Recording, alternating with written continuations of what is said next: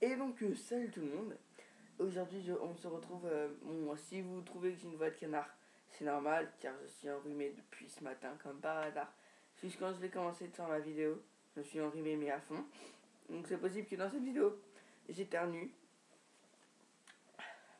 Déjà là, ça m'énerve. Donc, on se retrouve pour la vidéo résumée du pay-per-view qui s'est déroulé hier, cette nuit, qui est Survivor Series. Donc je vais pas perdre de temps, je vais tout de suite commencer. Ah si, je voulais aussi vous dire que le match CM Punk, Bryan face à Luke Harper et Rick Rowan, enfin je l'ai pas noté mais je me rappelle de tête de ce que j'ai vu. Enfin, même si je l'ai pas vu en live, mais ce matin j'ai revu le pay-per-view. Par contre j'ai pas vu de match, celui où il y a Rey Mysterio, Goldberg et tout. Où il y a Rey Mysterio, Goldust, Cody Rhodes et tout machin. Et celui aussi où il y a Biggie Langston et Curtis Axel. Et celui-là, je l'ai vu, mais je l'ai pas noté. Donc je me rappellerai de tête. Et je regarderai sur un site où j'ai regardé le live. Voilà. Donc, on va tout de suite commencer par le premier match. Il faut que je retrouve la feuille. C'était là. Donc, vous voyez que j'ai déjà tout ça pour le premier match. Excusez-moi, j'ai quelque chose dans l'œil. Donc, pour cette fois, c'est pas mon habitude, mais cette fois, j'ai commencé par le main event de ce pay-per-view. Donc, qui était pour le titre WWE, Randy Orton face à Big Show. Donc je précise juste que avant le match en coulisses, il y avait Kane, Cena, John Cena, Triple H et Stephanie McMahon qui discutaient et tout et tout. Je pense qu'ils parlaient quand même du match. Parce que c'était juste avant le match, hein. Donc je pense qu'ils parlaient du match face à Big Show, Orton face à Big Show, je pense, hein. Ils parlaient pas, ils applaudissaient, enfin je pense pas qu'ils applaudissaient John Cena pour son match face à Del Rio, je pense pas. Et donc ensuite Orton est arrivé, Cena est parti. Et ensuite Orton a demandé à Triple H pourquoi il y avait Cena, ils n'ont rien dit. Et Orton est parti. Donc, si je précise que Triple H avait dit qu'il n'y aurait aucune intervention, ni du Shield ou ni d'autres personnes. Je crois. Ouais. C'est cool parce qu'en fait, pour une fois, dans un match avec Randy Orton, et surtout avec un, un, un Triple H, parce que le Triple H est quand même venu à la fin du match, faut pas rêver, mais il n'y a quand même eu aucune intervention.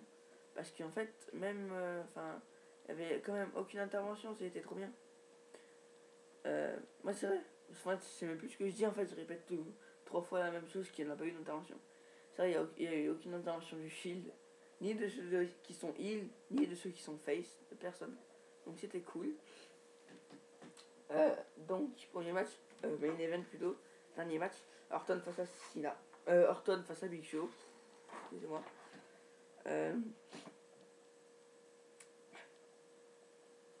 J'arrive plus à parler, hein, j'ai plus de souffle à cause de mon rhume. Bon, pendant 15 minutes, le match se passe. Ensuite, il y a eu un moment où Big Show, il a envoyé Orton dans les escaliers. Enfin, j'ai pas précisé, hein, j'ai pas précisé toutes les précisions faites. À quelle minute et à quel moment, ce qui s'est passé, où ils étaient. J'ai dire ce qui s'est passé les plus grands moments. Donc, Big Show envoyé Triple H.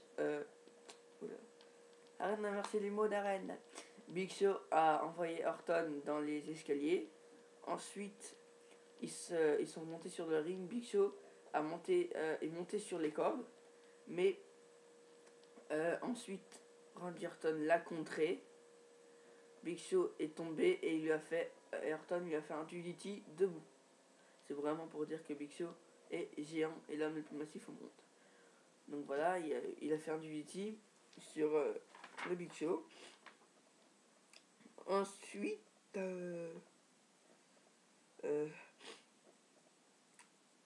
Big Show lui a fait un chokeslam. Orton a résisté. Oui, je sais, j'ai remis des posters au fait là.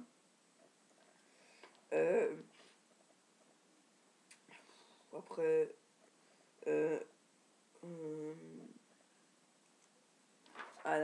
ensuite, il y avait Big Show qui se préparait pour refaire un autre chokeslam sur Orton.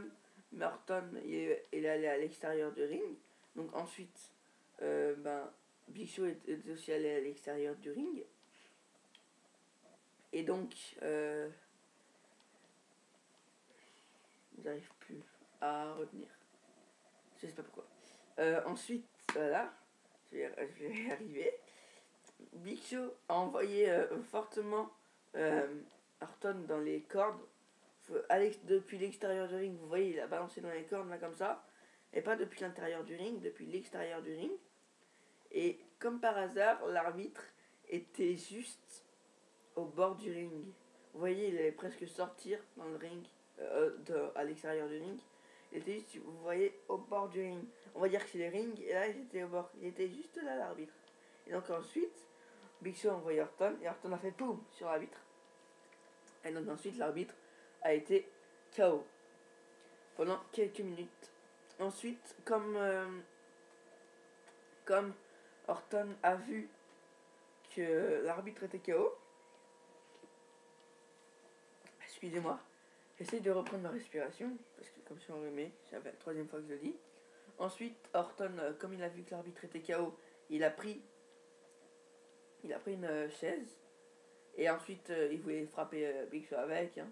Et ensuite Big Show l'a contré par un big boot. Ensuite il a carrément foutu une claque sur la chaise qu'il a quand même ouverte. Enfin, il a vraiment de la force. Ensuite il a balancé toutes ses forces Orton dans les barricades. Ensuite Orton il est allé dans le public. Ensuite Big Show y est allé, mais que pour quelques secondes. Ce qui veut dire qu'en fait Big Show est allé rejoindre Orton dans le public, mais en fait c'était juste pour lui donner une claque comme ça. Poum! Juste pour lui donner une claque. Ensuite ils sont sortis hors du public. Enfin, Orton est sorti. Orton est ressorti. Mais Big Show est resté. Donc après, Orton a voulu faire un DDT, un autre deuxième DDT du haut de la barricade sur le Big Show, mais le Big Show a contré par un KO punch. Un KO punch, hein. Ensuite,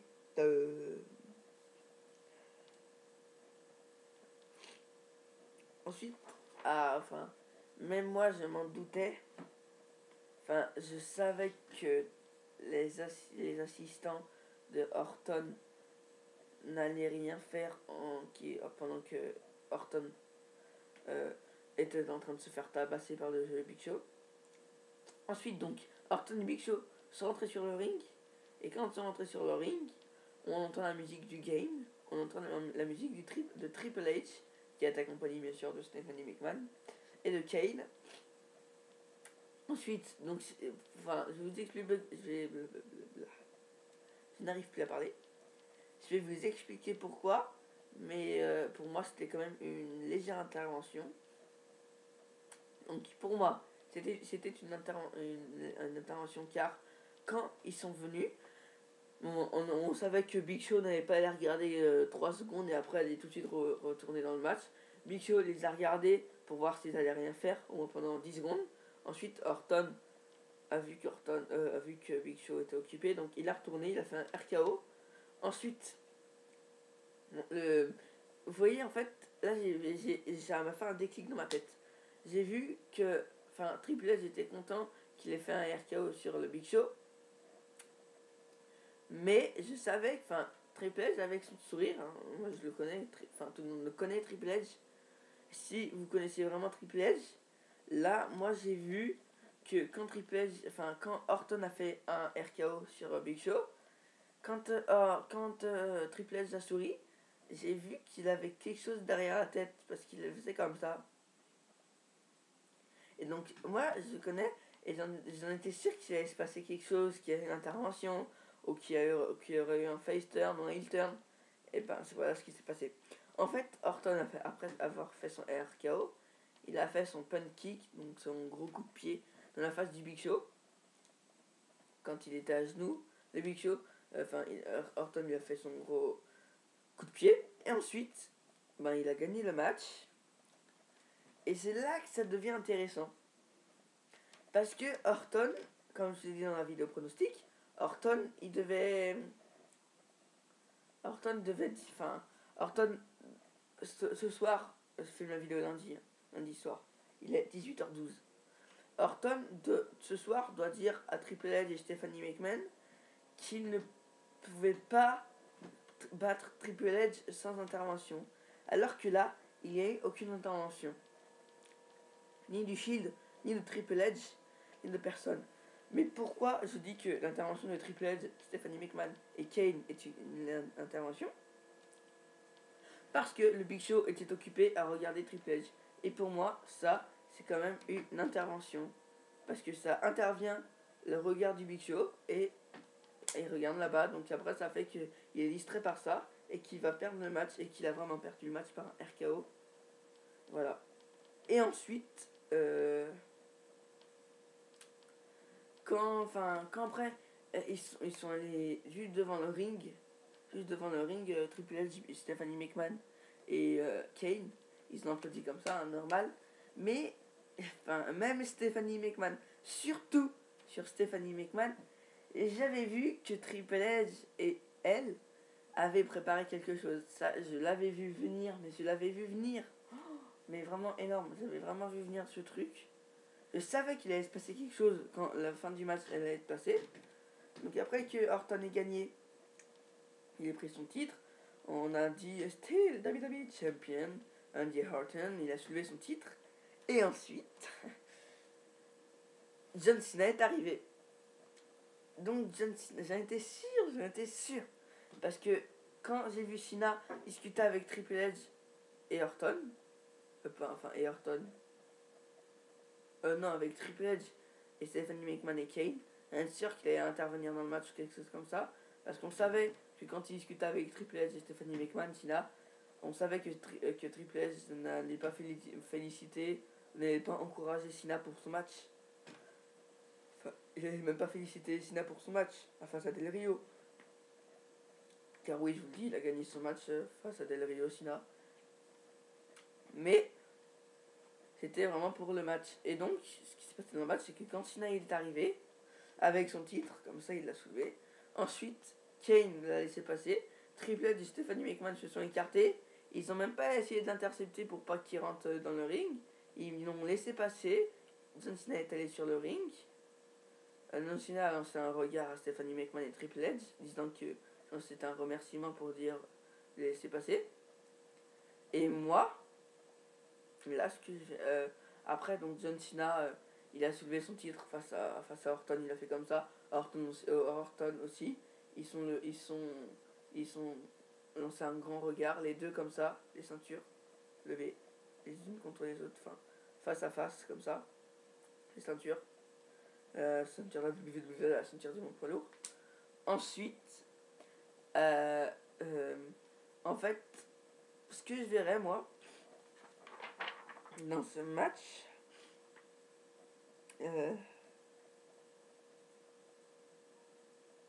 donc ce que je verrais, c'est que même, vous voyez, comme Triple H et Stephanie McMahon ont discuté avec Cena et qu'ils ont fait exprès pour qu'après ils viennent sur le ring face à Orton. Je pense que à SmackDown ou à Raw de la semaine prochaine, donc le 2 décembre, si je ne me trompe pas, parce que vendredi on est le 29 novembre, 31er, ouais. Donc normalement, moi je pense qu'à Raw du 2 décembre, Triple H et Stephanie McMahon vont dire, pas vont dire, mais vont faire dire, on va dire. Ils vont pas le dire, mais je pense qu'ils vont le dire quand même à Orton, qu'ils vont le laisser pour John Cena. Et donc, ça ferait que Randy Orton restera heel. Et ensuite, comme Triple H, Stephanie McMahon et Kane laisseront Orton tomber, ils seront plus avec Orton. Et ce qui ferait aussi que donc Triple H, Stephanie McMahon et Kane reviendront, seront avec Cena, laisseront tomber Orton et seront avec Cena. Et donc, comme Cena est un face, Et ben Triple H, Stephanie McMahon et Kane vont passer de heel et après ils vont être face. Moi, ça m'a fait tout de suite un déclic quand j'ai vu ça. Ça m'a tout de suite fait penser à ça dans ma tête. Ensuite, ce qui veut dire aussi que l'équipe de Shield, pour qu'elle est quand même, pour moi elle est déjà face, mais l'équipe du Shield, si elle elle est encore avec Triple H et Stephanie McMahon, quand ils auront quitté Orton, quand ils seront plus avec Orton avec Cena, si le Shield rejoint Triple H et Stephanie McMahon et Kane qui ont quitté Orton et qui maintenant qui sont avec Cena, et ben là, The Shield, donc Seth Rollins, Dean Ambrose et Roman Reigns, deviendront aussi, eux, face, mais officiellement, définitivement. Parce que là, ils sont face, mais pas définitifs. Et donc, ils deviendront face définitivement s'ils sont avec Cena. C'est tout de suite à ce que j'ai pensé. Et ensuite, il y avait en fait, cet article est sorti à 14h10 précis. 14h10 ou 14h11 sur info-lutte.net. Ça j'ai vu, donc je l'ai pas marqué, mais donc là je vais aller sur info-lutte.net si j'y arrive. Là j'ai gardé la page, non même pas. D'accord, j'ai même pas gardé la page. La reine, tu es bête, t'es con.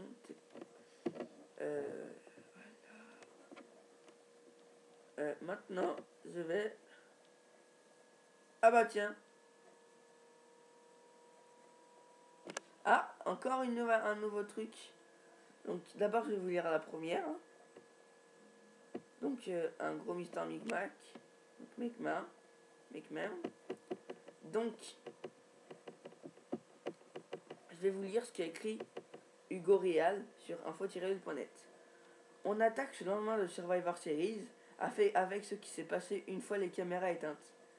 Cena a défié Orton pour un match champion contre champion, donc moi aussi je me disais que ça allait pas terminer comme ça. Cena a voulu faire un match face à Orton. Orton a refusé. Kane est monté sur le ring pour s'en prendre à Cena, mais Triple H l'a arrêté, donc ça veut dire que Triple H va quand même devenir face, il va quand même être avec Cena. Et Stephanie McMahon aussi. Le champion du monde poids lourd défie alors le Game. C'est à ce moment-là que Vince McMahon a fait son retour pour le calmer. Enfin Vince McMahon qui revient, ça me fait plaisir. Mais c'est lui qui avait l'air de vouloir se battre contre Cena. Parce que j'ai pas vu ça, mais enfin personne l'a vu, hein, sauf ceux qui étaient là-bas. Mais apparemment il a voulu se défier face à Cena. C'est donc Stephanie qui est venue calmer son père. Tout s'est terminé avec un Vince qui s'arrête sur la rampe d'entrée en faisant le Olé de Los Matadores avec sa veste.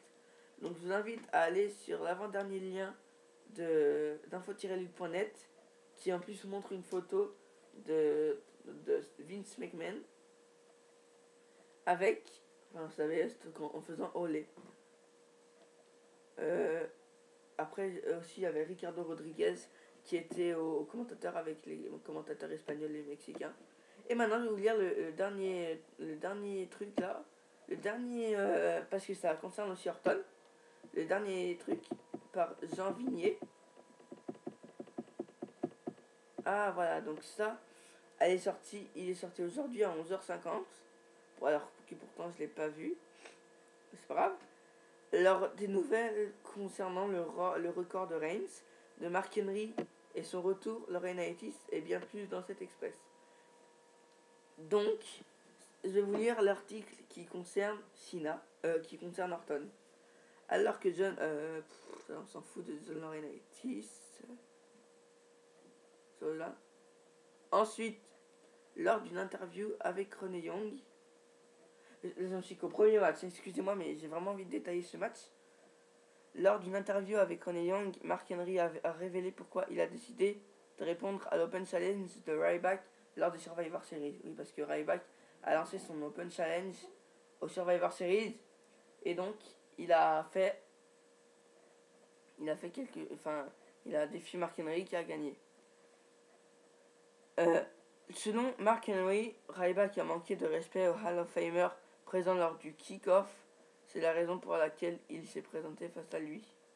Oui, parce qu'au début, quand Ryback est venu, en fait, au présentateur, enfin, à part Michael Cole et Jerry Lawler, etc., il y avait Josh Matthews, Booker T, donc le Hall of Famer 2013. Il y avait aussi Mankind, si je me rappelle bien, donc Mick Foley.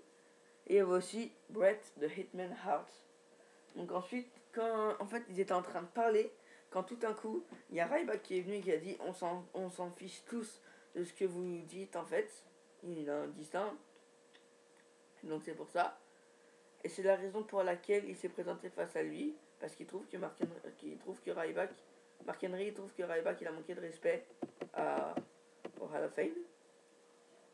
Toujours concernant le Strongest Man, donc Mark Henry, la WWE a annoncé que Mark Henry affrontera Randy Orton pour le titre de la WWE lors des live events au Canada, à Washington le mois prochain. Donc ça veut dire qu'à TLC, s'il y a TLC, à TLC, il y aura Mark Henry face à Randy Orton pour le titre WWE. Cool. Je viens de l'apprendre avec vous. Donc, voilà, je viens de l'apprendre avec vous, donc ça m'étonne quand même. J'en suis à où, moi? À combien de minutes? 21 minutes 33 en un match, excuse-moi. Donc ce match, je vais mettre... Ce match, je mettrai 8,5. Je vais rajouter 0,5 pour l'info qui vient de tomber. Je mettrai 8,5. J'espère que vous avez tout compris. Si vous n'avez pas tout compris, allez sur info-lutte.net. Ensuite, donc, enfin deuxième match. Oui, excusez-moi si j'ai duré 22 minutes à parler du premier match, mais c'était vraiment important. Donc, le match, le match des Divas. Donc, Team AG. Je vais pas vous redire. Enfin, si, attendez.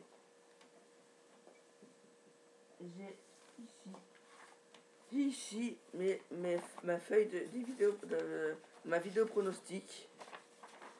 Et donc, si vous regardez bien, ici j'ai les noms des teams de Diva.